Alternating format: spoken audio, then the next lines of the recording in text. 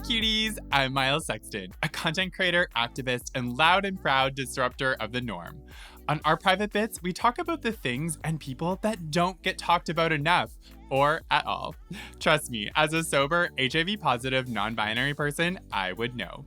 Join me as I chat with people in my life and from around the world whose stories deserve to be heard. Maybe you'll learn something new, and you will definitely LOL. Our Private Bits is also part of the Acast Creator Network. All right, cuties. Today on Our Private Bits, we have Hwang, who is a content creator and has worked with some of the biggest brands in the industry. And before becoming a full-time content creator, she also worked in tech with Adobe and Meta. Want to say hi, babe? Hi, I'm so happy to be here and also to hang out with you. Oh my gosh. It's always good vibes, good energy. Literally. I feel like from the moment we met at the pool party, I have been so drawn to you. Aww. It's so interesting, but I also was a bit intimidated the first time we met that first day. I feel like you and your partner are so beautiful and gorgeous and confident, and I'm oh, I was so baby Miles at that first point. And I'm so glad that over the years we've been able to work together and collaborate and get creative and just spend time together, and get to know each other. It's really been such a treat. Honestly, I think it's so funny you say this because I felt that about you because that's not where I had first seen you. No way. Okay. I saw you for the first time at Fashion Week. Really? Prior to that, we had never met, but I was like, oh my God, who is that? So fabulous. And I just you just towered and floated through Fashion Week. I was like, oh my gosh.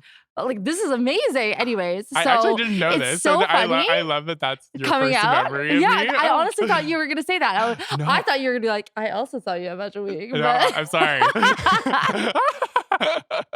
I'm so oblivious in public settings because I think it's a defense mechanism. It was I've turned off looking at people around me or whatever. But also Fashion Week. Yeah, totally. It's chaos. So chaos, and you're just tunnel visioned. Yeah, agreed. Now, I feel something that I love that you do is you and your partner are very public with your relationship online, and it's a huge part of your content creation that you do. But that must come with some challenges. How is it, I guess, balancing I think the online and offline parts of your relationship, and does it impact each other? You want the tea? I do. You want the hot, spilling, boiling over tea? Yeah. I mean, it's really hard. Yeah. It's really, really hard. I think that, we all know that Instagram or social media is a small snippet of our real lives. Exactly. And it is a lot of time, a very focused message that we want to share with the world, that where we see us adding value. And for us, it's, sharing the good parts of our relationships, what has worked for us, sharing that back through advice, sharing couple posing ideas and how to feel good in front of the camera together. But a lot of what we don't show is the stuff that I have kept more private because it's felt one, just a part of me that I didn't feel like sharing, but also not where I see value being added to my audience. But since we're spilling the tea, gosh, Dave and I went through hell and back throughout our entire relationship, online and offline. It's interesting because before we were social media partners, creators, we were nightlife promoters. Yes, that's right. And so in a way, we were also living a very public relationship because we were both always out at the club. We always had to host people and be that couple. And so it's kind of been at the very beginning of our relationship till now that we've done this song and dance. But now being in the online, offline world, I think we fight a lot about our jobs. Yes. Because we're both coworkers and business partners as well as romantic partners. So that is a huge reality. I show a little bit of it about it sometimes. Yesterday we got into this huge fight because of framing. Yes. And he was like, well, this is my campaign, so we're doing it my way. And I was like, okay, but I sold it through, so I know the creative brief. Yes. And it was just a back and forth of that. But yeah, it comes with its challenges for sure. And some days you don't really want to be loving online because you're not loving in real life. Totally. And you're working through something. And, if I'm not pumping out a couple content, people think we're broken up. Yes. I get messages all the time that are like, why are you in Paris? Why is Dave in Tokyo? Are you guys broken up? Are you guys okay? And I recognize that we've become maybe an inspiration for people to want this sort of love. But I think the reality is that the love definitely isn't just what you see offline. or online rather. And I think that that's what makes it beautiful because like no relationship is perfect, and if it was, it wouldn't be beautiful, Exactly. you I think know? like we have sort of, we all grew up watching, the Disney movies and like what we think Yeah. that love is supposed to be and what a relationship is supposed to look like. And, I think that's the downside of Hollywood is that we're never really shown the like underbelly of it, like the bad Yeah. parts, It's Yeah. always like yeah, it's like, and I think people have these like unrealistic expectations of what a relationship is going to be like. Like, relationship isn't all just like sunshine and roses all the time. It's like, it is so much work. And it's like about moving through, I think, a lot of those like challenges and growing together. Together. Right. And like, Yeah. yeah, you don't see that online. You don't see that in movies, maybe a bit more now in TV shows, like where you get to see a bit more of that sort of thing. But I And think, I want to, yeah, but here's the like, I don't know. A lot of people are like, well, why don't you show the bad side? And I think the hard thing for me is because when I'm yeah, going through a hard time, like yes, my first inclination is not to turn on my camera or turn on my totally. phone. And so naturally I miss the moment and like Yes. maybe I'll refer back to it in text. Yeah. But no, I like I don't have a video of me crying because like when I'm crying, Yes. I'm like in a corner Yeah. 100%. and not near my phone. No, this isn't an episode But of Big Brother, I like know. Like, maybe if somebody was following me, they would definitely be able to yeah. capture it, and then I would share it back, but yeah, so I struggle with that, but, like, showing the bad side with the good side, but I try my best to, like, mention whenever we share, especially, like, a really lovey-dovey moment or Mhm. something that's really worked for us to counterbalance to be like, "This is a good time. Yes. There was also bad times, but just a disclaimer, this was a good time." Totally, but I also think, like, I think the content that you create is, like, you're very much, like, focused in like, empowerment and happiness and joy, and it's like, I think that there's a way that you can still teach people about these types of things, but it doesn't have to be through, like, "Here's a video of me crying," Yeah. and I think you're very good at that, of, like, Aw, like, showing, I think, the balance of both parts of it, right? Without aw. it being, like, this dramatic sort of, like, video, Yeah. like Good, that's yeah. nice, that's good No, I feedback, really thank think that. you.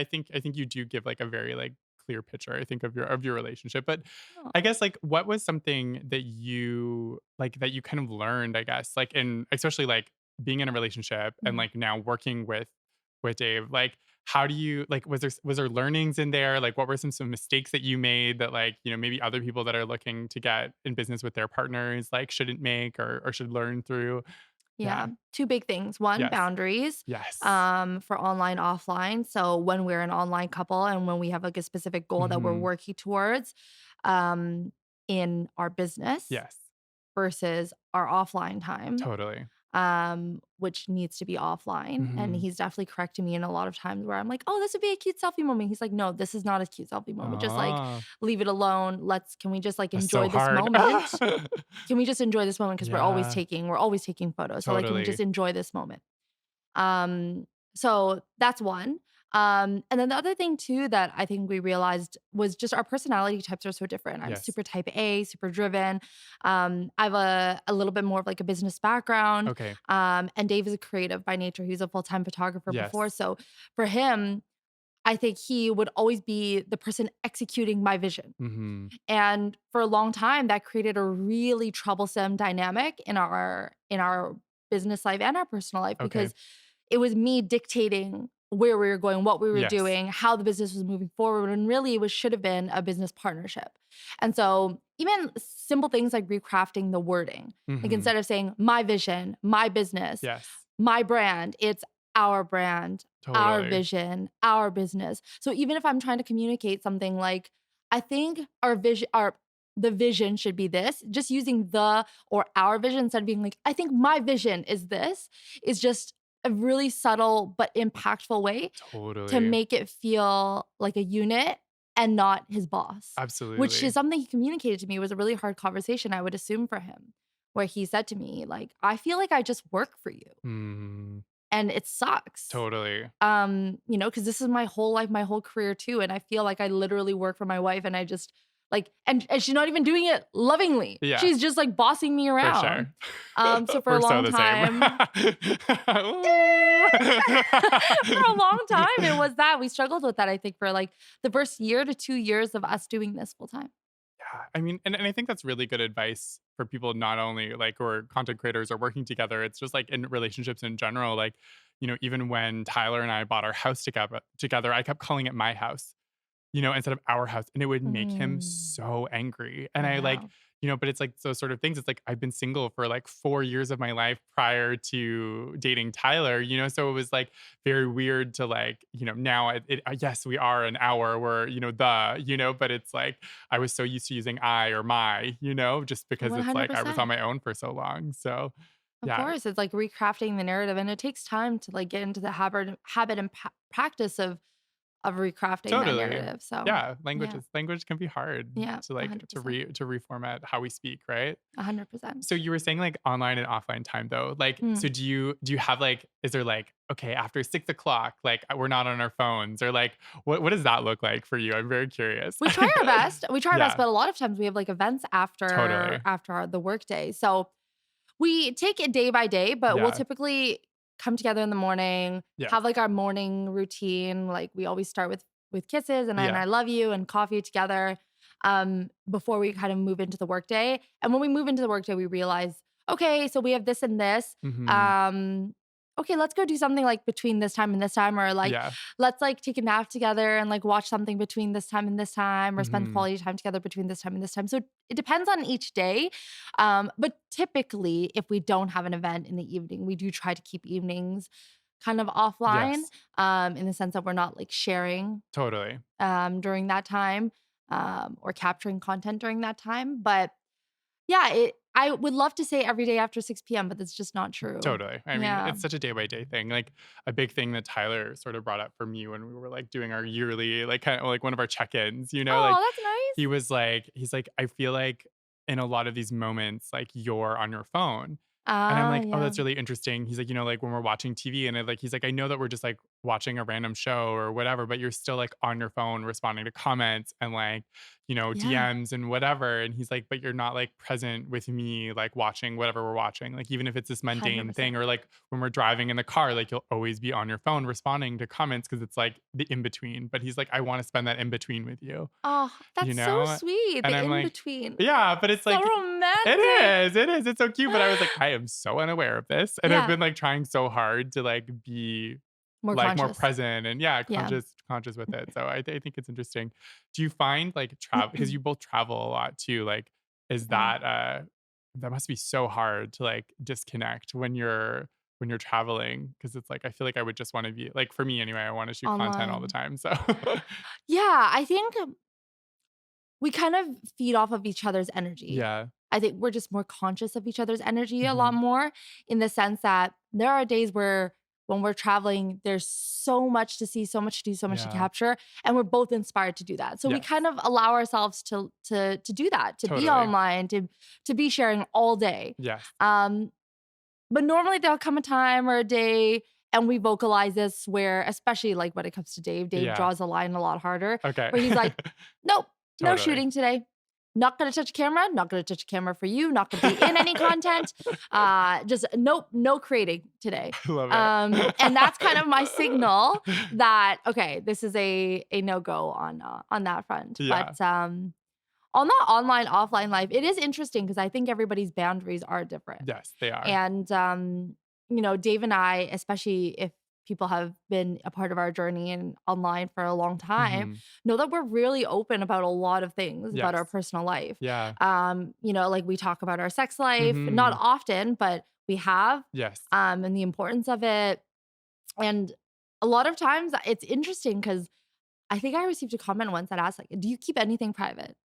Um, Interesting. and like that was an interesting question to me because I don't know. For me, I grew up online Yes. and sharing my life online, Same. so it kind of feels natural to share these moments with my friends in a way that I feel like would help them or make them feel less alone, or so that we can relate to each other. Mhm. But it's interesting because like, should some things be kept private? I don't know. And like perhaps it's a choice of our own. Each person has their own choice as to like how much they share and how much they don't. But it's an interesting boundary, and I think it's an ever shifting line. Yeah, I agree with you.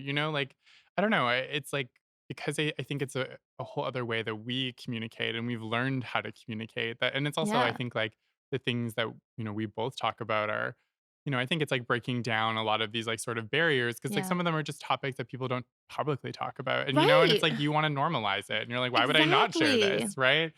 100%. Yeah. So I completely agree. Now, I think like on that sort of line of that topic, I know that, so nudity is like a big one for you, which like you wouldn't necessarily, I guess, like see in your content, but it's like people who get to know you. I was like the Yeah. first, our first shoot together, I was like, oh hi, hello boobies, I'm you know? out. Hello. Oops, I forgot. Yeah, but Yeah. like no, it's great. I loved it.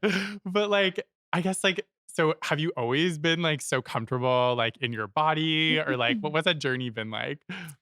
The answer to the first part is Yes. absolutely not. Yeah. I don't share this a lot online Yeah. either, but I struggled with my body a lot. Mm, I struggled with eating a lot mhm. growing up, especially like kind of having put a foot into the modeling industry and then Yes. coming out of it. But to answer the first part of the question, no, I wasn't always comfortable with Yeah. my body. I think that I have become comfortable with my Mhm. body in like a cyclical way. Okay. In the sense that the more I showed up for my body, Mhm. whether it be through like embracing my nudity or Yeah. whatever the case is, it like would cycle back and then make me feel better about my body. And so I Yes. would show my body more. And so it was this, I think, causal reaction that's happened over the years as I've grown. Uh, and I think being in front of the camera also helped with that Mhm. because it helped to push me out of my comfort zone. It helped to make me feel okay in discomfort, Mhm. and in my insecurities to then be more secure and have more confidence and Yes. have more security. And so, and which is another reason why I think I share so much about like posing ideas and photo Mhm. taking ideas. It's one, yes, everybody loves to have good photos of Yes. themselves, but two, it's because for me, like it's given me so much confidence in my growth as a person. And so, anyhow, that's kind of like the background behind why I share those things. But uh, I think that nudity for me is just about being yourself and free. Mhm. And I do preface with the fact that I think I've made a lot of people uncomfortable and have not recognized their boundaries. Yeah, So it's that is okay. something I'm working on. For sure. For sure, like like asking before I Yes. take my top off. Yeah. Fair. I have definitely like taken my top off, like swimming with friends, like at Yeah. a villa or something Oh, in so Italy, nice. thinking that like everything's cool, like, Yeah. no big deal. Totally. And then like I'd go up and give my friend a hug and they're like, "Oh my God, like what is happening?" And I totally forget that, Yeah. not everybody is Yeah. okay with that. Different comfort levels. Yeah, exactly. Different cover levels, different boundary levels. So I do need to be a little bit more conscious of that. I'm gonna work on that. But yeah, for me, it's been a really great journey of like loving my body through the discomfort, Mhm. and having that like secular emotion of feeling uncomfortable and then gaining confidence from it and so on and so forth. But I love it. I think the human body is beautiful. I think like we should Totally. all deserve to like look at ourselves naked and be like, damn, Exactly. you look great, because you have one body to live in. For the 100%. rest of your life, that's one body. And so if you're gonna hate on your body, what a sad story, by the end of your life. Like there's always gonna be something you don't like about your body. Totally. Always. And Absolutely. and like we won't get into the whole like why we don't like these things Yes. about our bodies because that is a whole other can of Yes. worms of society influence. But there's always gonna be something you don't feel great about. But how about like the rest of the 85, Mhm. 90% of the things you do feel great about? And Exactly. after a while, you won't realize that like you have a love handle here or a bump here or a rash there or a stretch line here because those things will be so overshadowed by the things you do love. Ah, And so at least that's what I try to do at least. yeah. Like I'm a human, right? I'm not going to sit here and be like, I don't see any of my stretch marks. They're all beautiful. Like I know that, Totally. but it's another thing to see it. Yes. And I would be remiss to be like, oh, I don't see my stretch marks. I think they're all beautiful Mhm. because they are. But when I see them, I still feel that societal influence and Yes. pang being like, oh, that's not beautiful. And instead of, maybe doing the harder work, which I'm working on, but what I've found is like an easier way to approach it is okay, but like I also love that I've grown my bum. Mhm. That's why I have this Yeah, stretch mark. And like I have a exactly. nice bum now. Yeah. Or Oh, something like that. Like totally. I think it's just a different way to craft and move around that conversation with yourself because we see it. We see, Yes. there's so many incredible body positivity warriors out there who are sharing these messages, which we've never had before. Mhm. And but it takes time. It takes a It lot of does. time to get there. And it's really hard to sit here and be like, love every part of yourself. We all know Mm, that. But totally. it's another thing It's to kind of toxic actually, positivity almost, yeah, it's another like thing to like live it every day and find ways to get yourself there slowly. totally.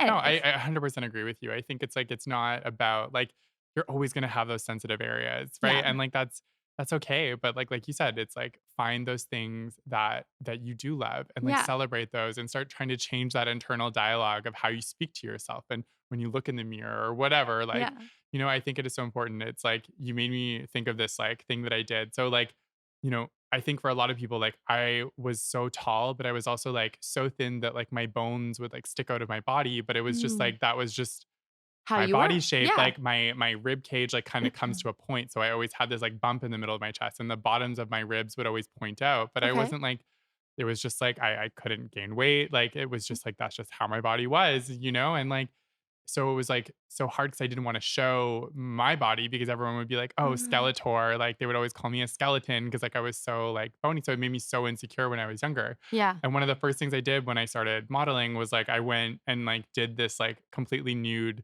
like photo shoot with this like kind of Oh, artistic photographer I and love like it. but it was like one of the most like liberating I think things for Moments. me because it was like I just like I never wanted anyone to ever see me without clothes off. But then I like went into this shoot and it like I saw the images and I was like, "Whoa, these are so beautiful." And Yeah. like it I'm just beautiful. yeah, like it made me look at myself differently and started changing that dialogue, I think like internally and Also, I don't know if these are private photos, but like I want to see I these know. photos. I mean, it's so funny because it was like back in the day where there's like wasn't digital prints. So it's like I have the printed versions, but like I don't Oh. have them like digitized. Oh, So you like, need to yeah, you digitize have to come up and them. visit my house because I have them. I have like I one mean, of I'm them. also I have them up on the wall. So like, I love like, it. but yeah, they're like still to this day. I love, love, love those images. But yeah, I think again, like I think just reiterating, it's like there's so much I think of what society like tells us of like what's beautiful, and I love that we're in this sort of moment of like being like no, Yeah. like we get to define what's beautiful. Yeah. Like, we don't not someone else, Yeah. or not what the society is. And I love that people are like reclaiming their power and their light and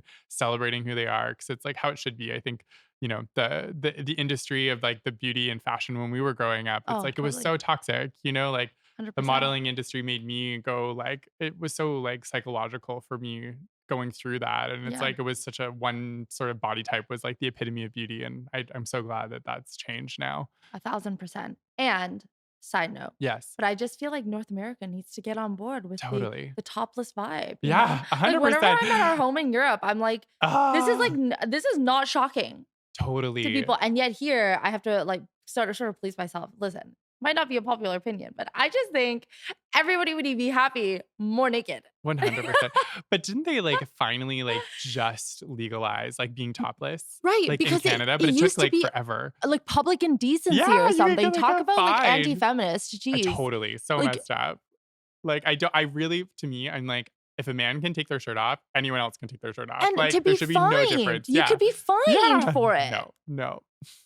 I hope they did change that. I actually don't know this for a fact. Somebody needs to fact check us. I think You yeah? there was someone else on the podcast we were talking I think I was talking with this about, but Okay, it is good. now like it is Free the like it titties. is, yeah. It technically is now Bring legal. them out. Yeah. All the But girls out to yeah, the please party. bring them all out.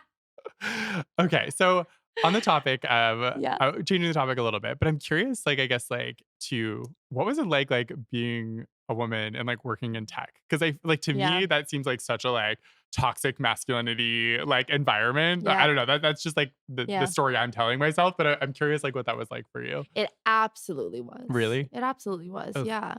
So much so that I think I leaned into a lot of my masculine energy for a really long Mhm. time, and tipped the scales a little bit more on that side because I thought that's what was going to make me more valuable or fit into the Interesting. space or grow in the space. And so, Mhm. for those who aren't aware, I worked in ad tech before being a creator full time, and spent a few years on my own startup in the, like affiliate network side of Wow. things and banner ads.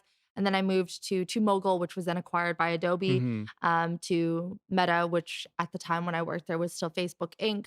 And I think it progressively got better as I moved through the companies and as the tech industry, I think, evolved. Mhm. But I still remember the very first meeting that we had, myself and like co-founders. of the startup, and we had a meeting in Amsterdam. It was this big convention, this affiliate network Hmm. convention, and I just remember never being looked at once. And at the Really? end of the meeting, they thought I was my partner's girlfriend. Ugh. And Just the threw up whole in my time mouth a I was little just bit. having conversations about, the intricacy of our Yes. back end. You thought I was just his girlfriend, just happened to have known all these intricate Oh details of our no. of our of our server tech. Like, it just seemed so bewildering to me, and I think that was a really big wake up call that it felt like I needed to be a man to play in a Hmm. man's world. And it sounds so cliche because I know it happens in so many different industries, but for a long time, like, it was Mad Men, right? Like, it Yes, was a boys totally. club. And so moving out of that, like at Two Mogul, it definitely got better, but it was still an office predominantly dominated by Yes. males, and so naturally the culture was like male led, Hmm. and cis male led. Yes. So like, I don't fault the culture for organically becoming what it was. I just think that there's a lot of growth to be had, and I think growth on my end too for maybe having Hmm. pioneered it a little bit more. I still remember there's um this one girlfriend I had at work at Two Mogul, and her name was Renee, and she was really big about this. She was like, "We need more female Yes. representation in our holiday get-togethers, in our socials, in our company outings," because they were all male focused, like beer, pub, like go to like track and fields to like, Yeah. do some lawn bowling. It was very like male driven. Yes. And she would always voice up about that. And I don't think she was appreciated for it, to be quite Hmm. honest. And as another female in the office, like, I kind of stood back, and I think I sided with these males that I was Yeah. trying to befriend in the hopes of being cool, one of the boys. Totally. And I kind of left her to the wind. And it's still one of these things in the back of your mind that you've lived through, that you think Hmm. maybe I could have done that differently, and helped to champion something that I think would have been important. But that was just what happened. When I moved to Meta, it definitely got better because there was a much bigger push for diversity Yes. and representation for both male and female. Um, but that's just even on the gender side. Like, Yes. we're Yeah. not I'm even curious, like, talking yeah, like what on the about race race? side. Yeah. One, I think being in Canada is a huge privilege Yes. because I don't think I really had to face it like you maybe would somewhere else. Hmm. Um, but it was definitely hard because, there's always like some like microaggressions here or there. Yeah. Um, I think the male female divide, though, for me personally, was a lot harder in the ad tech world than it was on the race side. Hmm. The race side, I think, was just more like me coming into myself as a kid who was Yes. never exposed to like beauty in my race. Yes. I think that was harder for me, like on a personal level, but on the professional side, it was more gender than Yeah. race. I could see that. I know I remember like one of my first jobs was with L'Oreal. And I was so blown away that all of the managers and directors, there was actually only, I think, two men in like leadership roles, and the rest was all women. Oh, And I was amazing. like, and I was Yeah, so like L'Oreal's great for blown that. away by that. My first like kind of like conference, like they have this like big conference every year where every employee like flies in from like all across Canada, and like Oh, they do these wow. presentations. And I just like seeing that, like, even though at the time I identified as male before I came out as non-binary, but I was like, I don't know, there was like a part of me that I was so like happy and proud to see so many like Yeah. women in these leadership roles, because I've never seen that before. Yeah. And I just thought it was amazing. And I think more industries outside of just like fashion and beauty need to be, at least something Getting in there. a bit more of a 50-50, split would be amazing.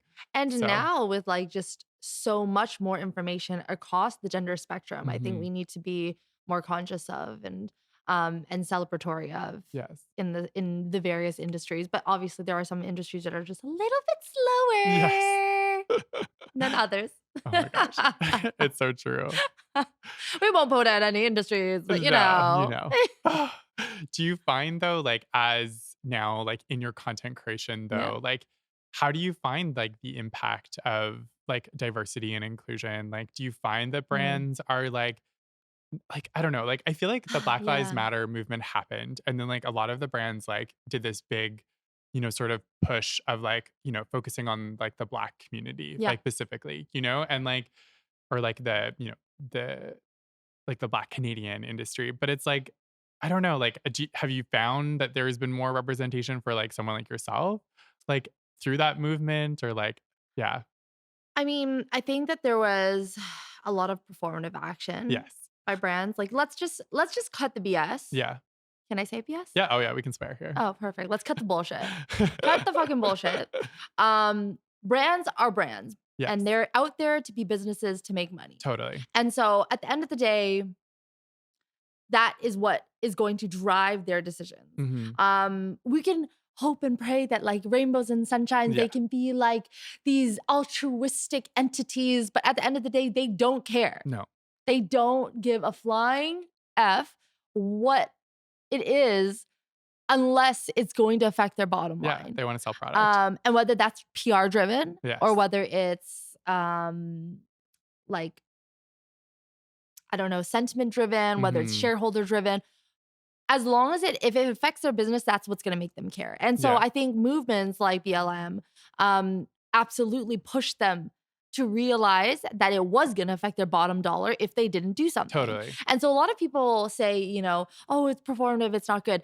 Like in some ways I agree because like it's just a sad reality that it totally. is performative, Yes. but from a realistic perspective from a business person, Mhm. that's how we drive brands forward. Yeah, We drive them forward by motivating them through their incentive, and their yes, incentive is always their bottom line. totally. And that's how we make big change. Anyhow, long-winded answer to say I feel really lucky to have felt very welcomed by the brands Mhm, that I work with, and they're some of my favorite brands and favorite products. So it feels really great to have them like believe in me and who I am and where I come from. mhm, Um, so I don't think I saw too many challenges in terms of not getting a specific job or whatever the case is because of my race. mhm, Although I think that does differ from race to race. totally. Uh, I think my bigger struggle was just like growing into my own like Asian pride Mhm. myself, just having Yes. grown up in like a very predominantly white neighborhood and Yeah. not seeing myself in these campaigns.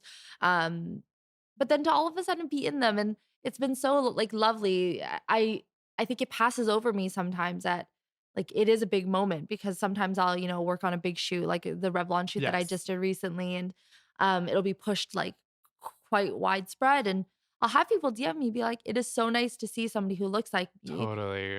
working with Revlon," because as a heritage brand, Revlon has predominantly in the past had worked with like Yes. what the beauty standard what was of that Mhm. time. And so when I get those messages, it kind of just takes me back a little bit to think, wow, we have moved quite quite far. Like the Mhm. needle has moved quite a bit It's so true because since. absolutely, because Yeah. even like, I think Canada as a whole actually has like a very like racist back history of Oh, like the Asian 1,000%. communities, like Yeah, it yeah. was bananas. Like, they brought over so many immigrants to help build the railroad and then like made the immigration like fee so high that like none of these families who actually like helped build the railroad across Canada could Yeah. actually live here. Yeah, So they sent them all back absolutely. home. Yeah. And it's like, I don't know, it's so messed up because it's like, I think to me that's like a fundamental part of like what of who Canada is. Like we are Yeah. this sort of collection of like all of these beautiful cultures sort of coming together, but yet we were only really saw like, the very like white European Yeah. kind of like look to it. So I'm so glad that, it is changing.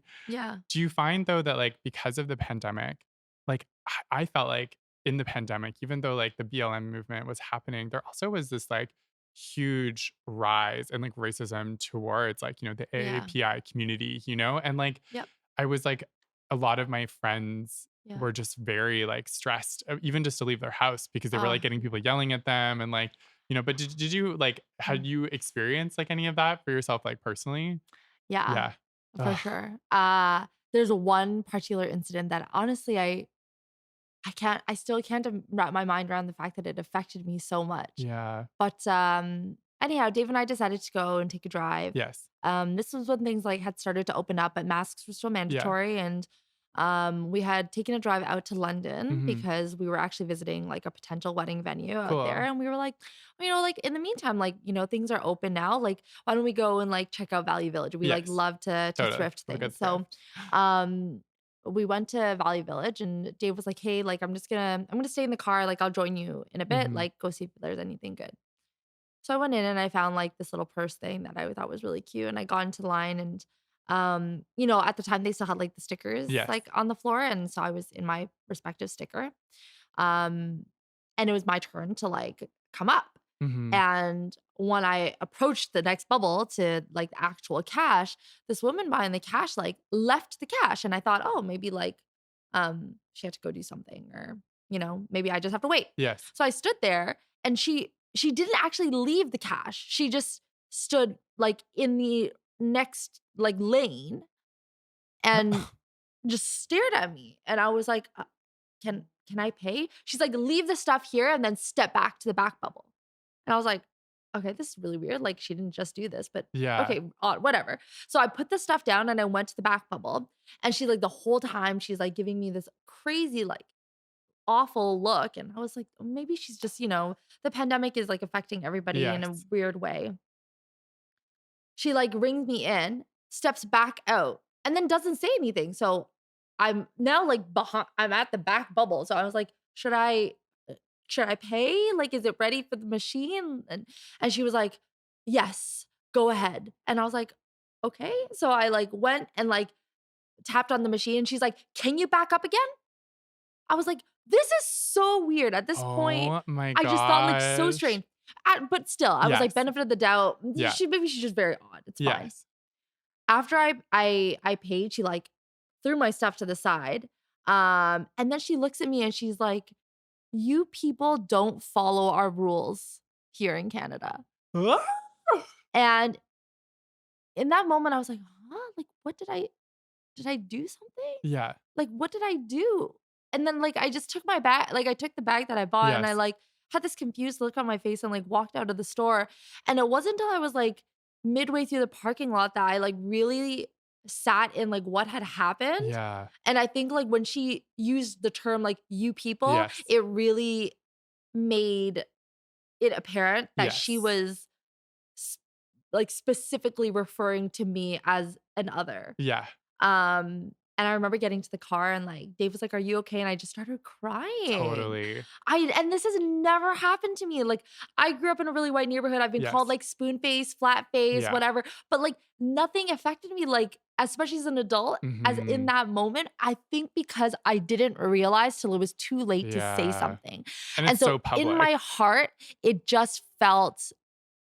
felt like I had done a disservice to myself Mhm. in that moment and that there was no retribution and no correction made because I Ugh. just left. I left quietly, I kept my head down, and I left because I didn't wanna make a scene, Totally. um, and or, like, didn't really understand what was happening. So, anyhow, I definitely did feel that. Yes. Weird looks in the grocery store too, Yeah. but that was definitely a vocal moment that stands out in my mind very, very vividly. Well, I appreciate you sharing that. I feel like Yeah, that's it was like, awful. oh, I'm like literally want to throw up and go burn that Valley Village down now. Oh, it was so awful. It was so awful. I don't get it. Um, but, the pandemic was a hard It time. I try to was. have empathy in my heart Mhm. for people. I always say, like, hurt people, and, Totally. I think a lot of it's driven from fear and ignorance and not giving them any excuse whatsoever for their lack of learning, but, Mhm. um I think we're all out here just trying to like to find I know it sounds so sappy, but we're all here just trying to like live a happy life, Yes, make totally. something of our life to feel good about it. And for that person, I think maybe they're going through something that doesn't allow them to have a happy life and to chase it. Mhm. And I feel so sad for them. And I truly do hope that like people who are in positions like that hurt people, whether they know it or not, um, do find that happiness Yeah, somewhere. I hope so too. Now, I know you mentioned a little bit earlier where you were like, I had, that you were sort of like finding your culture, I guess, like a Yeah. bit again. I'm wondering if you can talk like just a little bit about that and like when did that sort of start for you? I think that started really in the creator space. I love it. It took a really long time, you know? I think I rejected my culture for so long. Hmm. I was born and raised here in Canada. Yes. And my parents did move here from their respective Asian countries when they were quite young, like under 10 years old. Yeah. And they grew up mostly in Vancouver. Okay.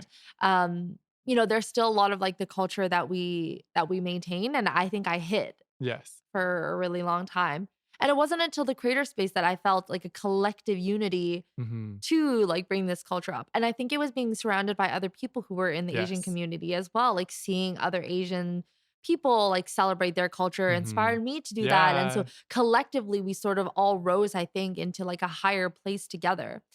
And I'm really, really thankful for that.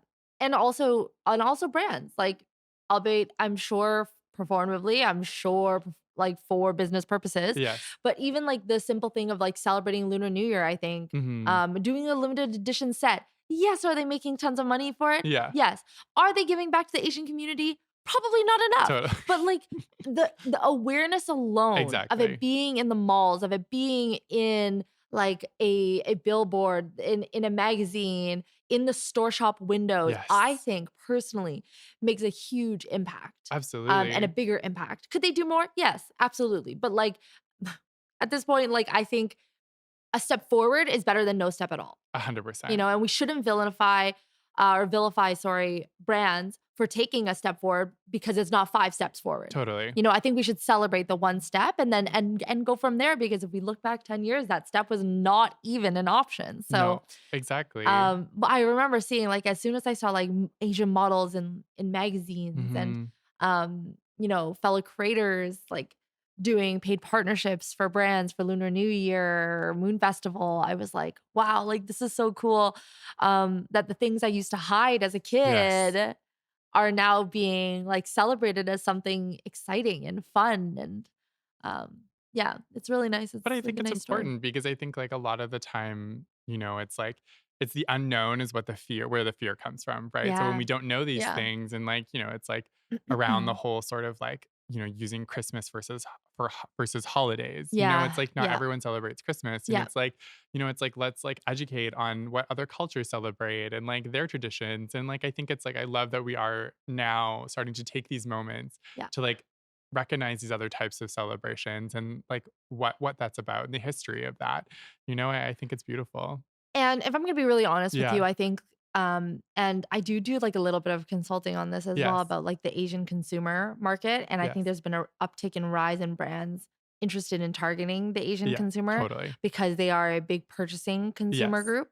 I think we need more diversity in the other cultures. Yes. 100%. In other cultures and other celebrations. Like, I don't know if I've seen a bill like a store like celebration for Eid, Yeah. No, it's true. like I think I just ever. saw I Diwali. saw Am I saying that Diwali, yeah, right? but At like, Sephora, which was really cool. But and 100%.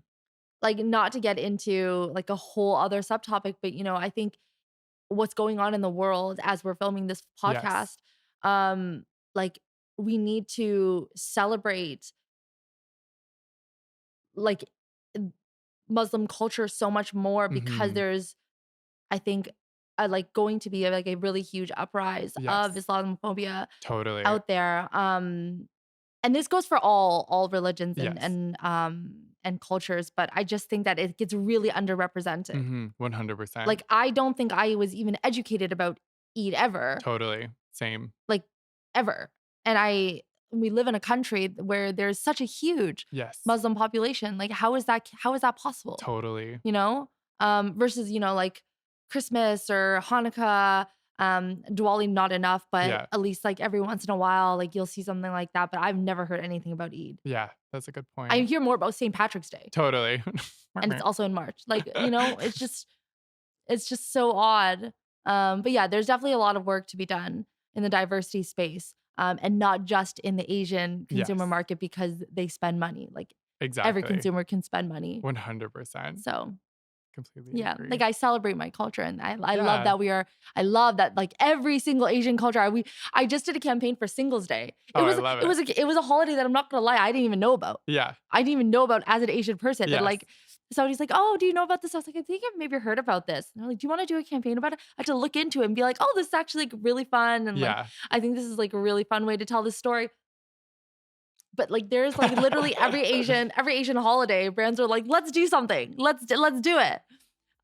Which is like is nice, but I just think there's a lot of other missed opportunities 100%. in other Other cultures. people can be celebrated too. Yeah.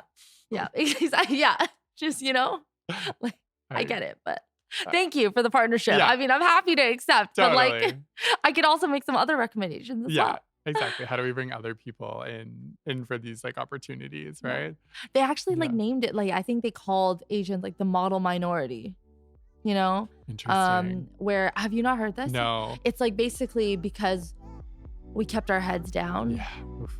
We kept our heads down and like just let everything happen around us, and then we Yes. quietly worked in the Yeah. background and are like hardworking, but we never like Hmm. asked for praise, and that's why now we are being celebrated. Yeah.